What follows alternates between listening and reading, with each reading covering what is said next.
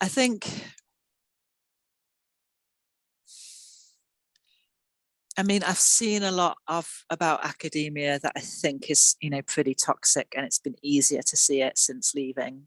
And I've also noticed how some of those systems really operated through me, and how long it took, to detox from them in a way. The way I was treating myself as a self-employed person for the first year was similar to how I used to be treated and treat myself.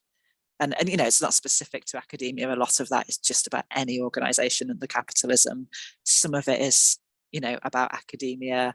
Like, it's really opened my eyes to, yeah, just the assumptions behind research, and what kind of knowledges are valued, and what kind of practices are done, and how, what we think of as ethics, like with ethics committees and stuff, often really about legally covering people's back, but they're not really about what I think of as ethics, or the feminist ethics of care. Yeah, absolutely. And then I guess, a big thing is the last few years, trans people like me have been living through this really, really vexed time, particularly in feminism, but also everywhere, around how trans people are viewed and treated.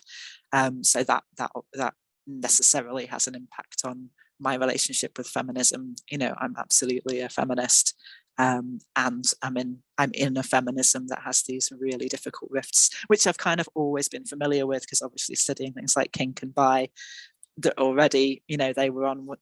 I was, sort of coming in after the sex wars, but they were still very much in place, and finding myself positioned on that sex positive side of a polarization, which is actually not, I was often, all about like questioning that binary of those kind of polarizations. Mm-hmm. And and still am, but it becomes very binary and very polarized, as we've seen with the trans stuff. So yeah, so I have a complicated relationship with both academia and feminism, and psychology specifically.